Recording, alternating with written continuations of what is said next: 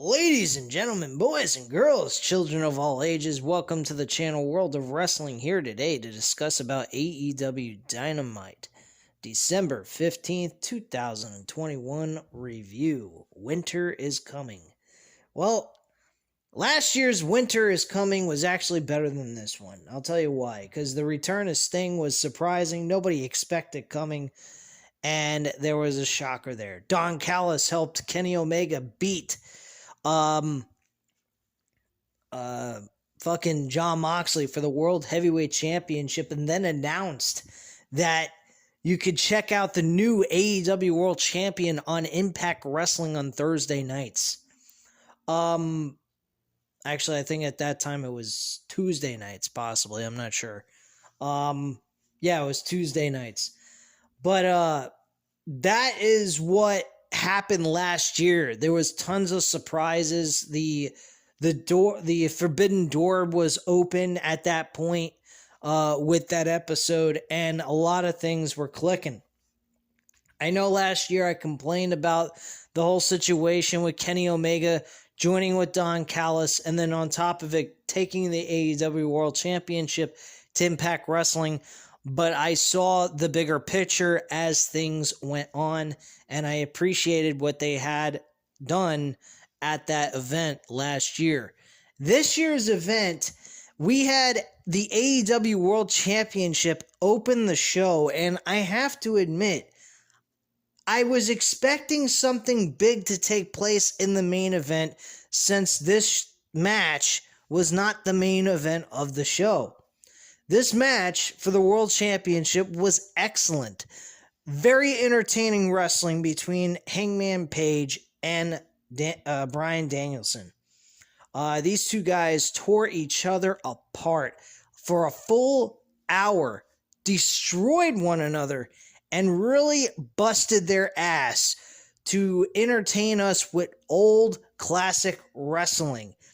And these guys went out there guns blazing and doing everything they could in their arsenal to entertain us with what they had to offer. And I have to admit, these two guys bruised each other, sore each other up. They messed each other up big time. And those two men deserve a round of applause for their hard work and their dedication that they put to this sport. And I know it's not real. I know it's a fixed show. But man, what they did tonight showed that wrestling isn't really that fake. Yes, it's fixed. You want to say it's a fixed show? Fine. But you want to say it's fake? You try going in there and doing what those two men did for a full hour, and you'll be hurting for certain. And then you can tell me how fake it is. Because if it's fake, you're not going to be walking away with injuries or feeling like you just been hit by a truck.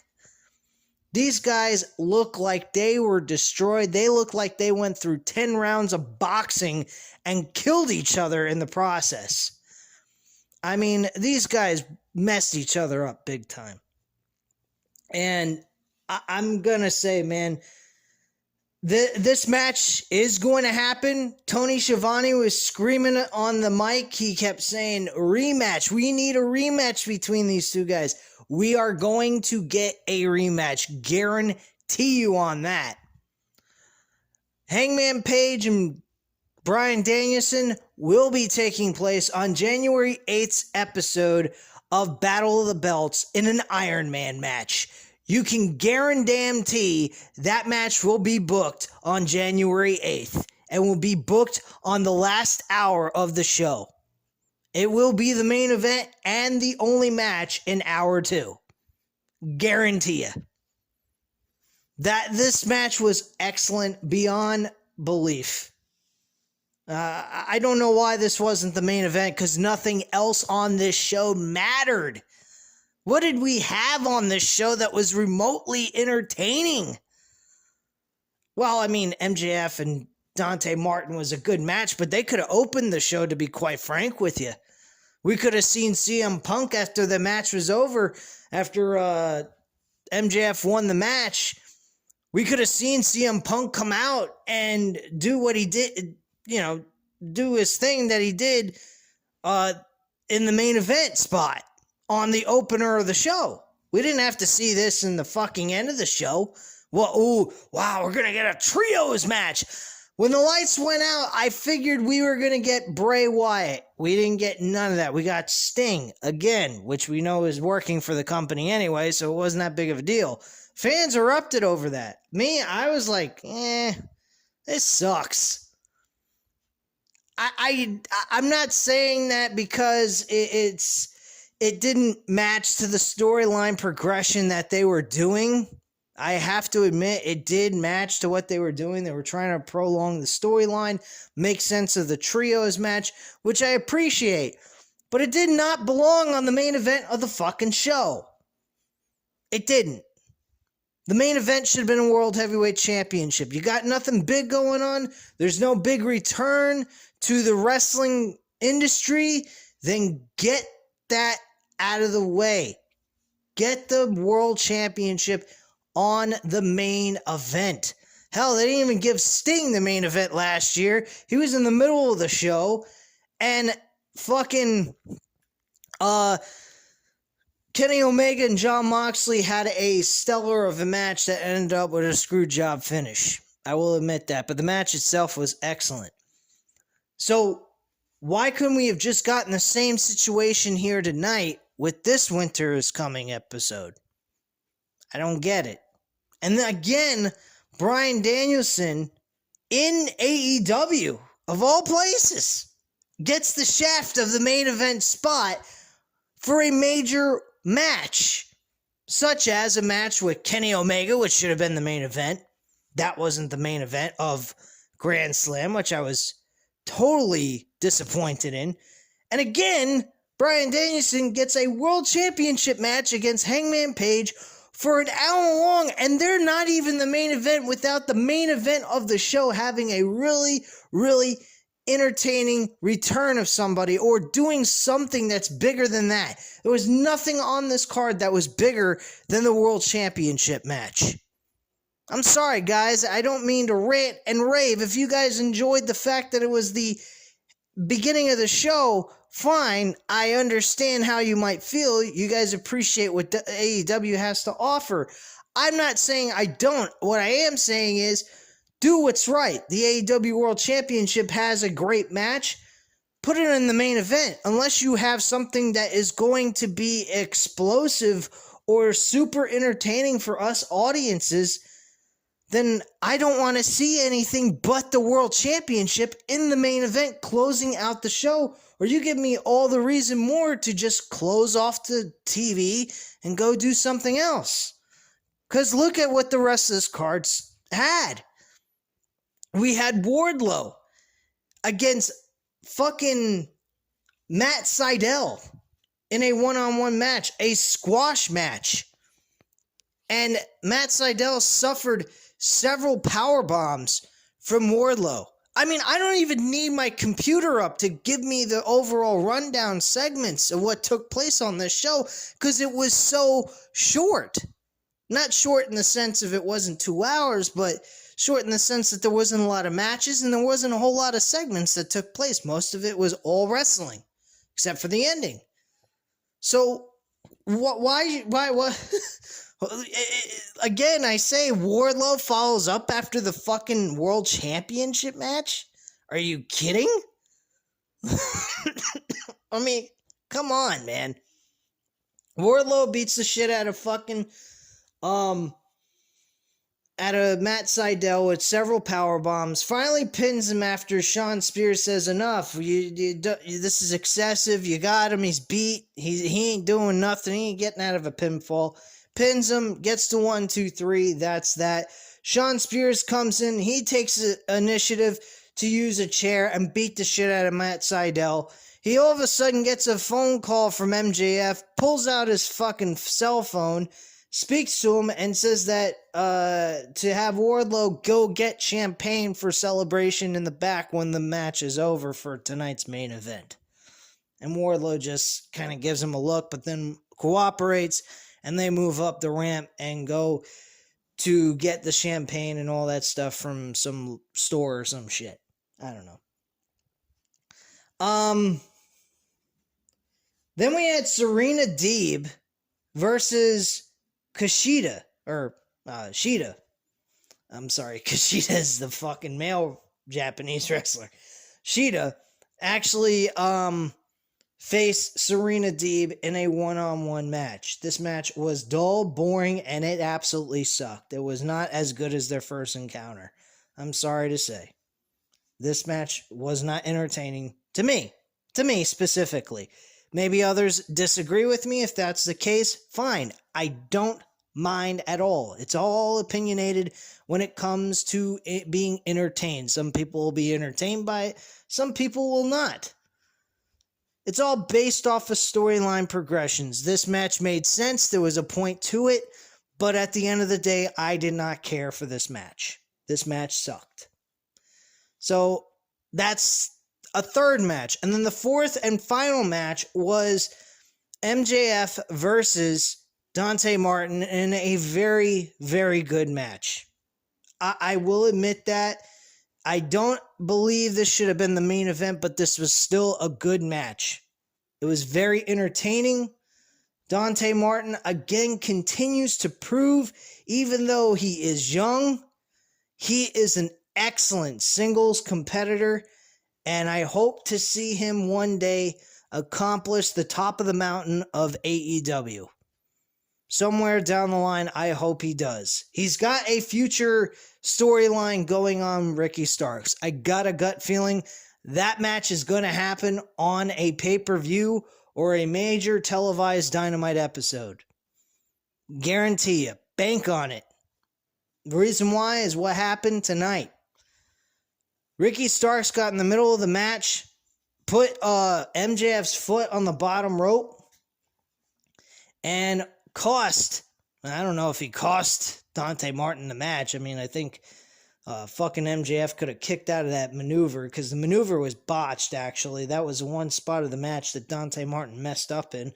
But let's face facts, guys. These moves are not exactly very easy for anyone to do. So if you see someone doing these kinds of moves and they botch them, you can't really shit all over them because these aren't easy maneuvers. These are very difficult to do. But when you're doing a simplistic, arm bar, or you're doing some kind of suplex or a suplex off the top rope and you can't fucking do that move correctly and have it land right, and you're almost landing on your neck and shit, then yeah, that's a botch.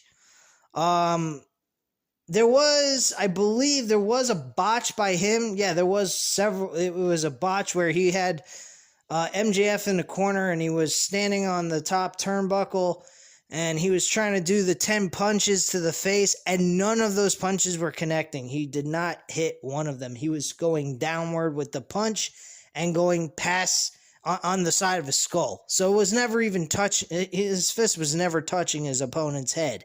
So it looked ridiculous. That, I will admit, was a fuck up on Dante Martin's part. MJF, excellent in the ring, did a great job. He cut a great promo on CM Punk as well. He stated, you know something, CM Punk, you think you're the greatest talker on the mic, yet you stand out there last week talking about my hometown, and the only thing you could come up with was the Islanders. And he started digging into CM Punk's win and loss record. He said, it's funny, for a guy who's interested in a world championship match, you're going ahead and saying you're undefeated, yet you are, getting all excited over winning subpar wrestlers and having a hard time with those subpar wrestlers, yet you look like you've become the next Ryback in AEW. I thought that was fucking great. I mean, let's get real. Ryback's fucking Goldberg 2.0, man. Plain and simple. And I hope Ryback didn't hear that on AEW Dynamite and he wasn't watching the show, because if he did, I think Ryback would get pretty pissed off, and who the fuck cares, man? The guy has disappeared out of wrestling completely. He is not exactly what you would call one of the best wrestlers in wrestling. I think Goldberg's probably better than him, if you really want to get technical. And that's it, man. I mean, that was the show. And then MJF was celebrating in the ring with FTR after he won the match and got that modified armbar hold on Dante Martin. And he got him to tap out. And he's celebrating with FTR. And now all of a sudden the lights go out. Sting and Darby Allin show up in the ring. They attack FTR. And then they were attacked by FTR and MJF. This led to CM Punk finally showing up to make the save with a baseball bat in hand, and they all left the ring at once. And then it was announced that CM Punk and Sting Darby Allin will go up against FTR and MJF next week in a 6-man tag team match. So that's pretty much the show. We had a little bit of talk from Adam Cole and the rest of the Elite. They're going to have a 10, I believe it's a 5-on-5 matchup. Or it might be a 4-on-4 matchup, I'm not sure. On Rampage this Friday. So that's going to be, I guess, entertaining. But, I mean, what's with all the multi-man tag team matches with Adam Cole? I mean, Adam Cole deserves a little bit better than this. I think what he did in NXT was better than what he's doing right now. And I'm only saying that because I've been patient and I haven't really seen anything yet. But I'm going to continue to stay patient. But for right now, I'm going to say his run initially in NXT when he first got there was a little bit better than this. I mean, he's still relevant. He's not like, buried. He's not being treated like a second-class citizen. They're just taking a really long time to get this guy on the main event scene, or at least in some kind of major program. But again, I'm not going to say he's buried in any way, shape, or form, or any capacity. I mean, the guy ain't buried at all. He's being utilized every single week, and he's not really losing all that much at all either. I think he lost a tag team match with Bobby Fish, and Bobby Fish is the one who took the L anyway. So, I mean, Adam Cole is not taking, he's not being buried or being utilized to put someone else over that is lower than him. So, I think that's a great thing that they're doing that, but they need to get him in a better program and storyline quick. I mean, this guy is just not doing anything important on this show. He's more along the lines of doing just average stuff that don't seem to mean much of anything. When he went to NXT, he was shot right to the moon. He at least won a mid-card title for the North American Championship. He was doing things with the Undisputed Era and just taking over NXT, and they were important. Here, they're kind of like, they are important, but they're not like the same way the Undisputed Era is. Maybe I'm being a little unfair comparing them to the Undisputed Era, but let's be real here. This is Adam Cole, baby. I mean, he's one of the best wrestlers in the world. If you're a hardcore wrestling fan like myself, you would know that. If you're not and you think he's a shrimp vanilla midget, go fuck yourself. I don't care. He is one of the top performers in the world. There's another guy in the wrestling industry that is unbelievable, and he just won the Ring of Honor World Championship this past Saturday, which, by the way, I finished watching during the middle of the day while I was working. Since I wasn't working on the phones today, I was able to get to watch the entire event while I was working. And I got to admit, Jonathan Gresham is only 5'4", smaller than me. I'm actually 5'6". He's a mat wrestler, and he's absolutely superb. Great technical wrestler. I hope AEW picks him up. I think he would be great. If not, I mean, I hope to see him in like Impact Wrestling or something like that. If Impact Wrestling starts picking up some of the guys from Ring of Honor and bringing them over there, I will definitely be interested in watching Impact Wrestling again. I think Impact Wrestling needs a boost and definitely needs some kind of improvement on the roster, because their roster is just very stale. A lot of the guys that are on their roster are the same people that have been there for many, many years, and they just got nothing to offer. Sami Callihan is one of my favorite wrestlers from Impact Wrestling, but other than that, I mean, really nothing intrigues my interest about Impact Wrestling. I'm glad that Moose became the world champion, but the way he became world champion in Impact Wrestling was really lame and pathetic. I think he should have just challenged for the world title against Christian Cage and won the damn thing at Bound for Glory, but they didn't go that direction, so I don't know. Anyway, that is pretty much the review, guys. I mean, there was not much to talk about here. This show was just really outside of the World Championship, the Dynamite Diamond Ring. This show was abysmal. I mean, it really had nothing to offer outside of those two matches. And I mean, with the Iron Man match, with the 60-minute match that they had, I mean, it really took up most of the show, so it wasn't a complete, utter disaster. If they would have had two other matches that actually were worth watching and were entertaining, I would have been okay with that. Hell, if they actually had some kind of, an appearance of someone that's new to the roster, it doesn't even have to be a Bray Wyatt. It could have been somebody like a mid-card wrestler showing up. Anything. They didn't deliver on that. And I was a little disappointed, but I'm not totally disappointed. I'm kind of like in the middle of the road here because of what they did with those two matches. But other than that, the rest of the show was, if you didn't see it, it's no big deal. You didn't miss anything type of attitude.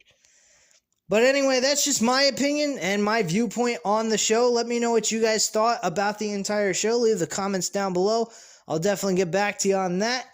But anyway, hit the like button if you like this video. And if you're not subscribed to the channel, of course, subscribe. And I appreciate your time. I hope you enjoyed the video. And I'll speak to you guys again soon tomorrow to discuss about Ring of Honor Final Battle. Thank you very much, guys. And I'll speak to you again soon. Bye.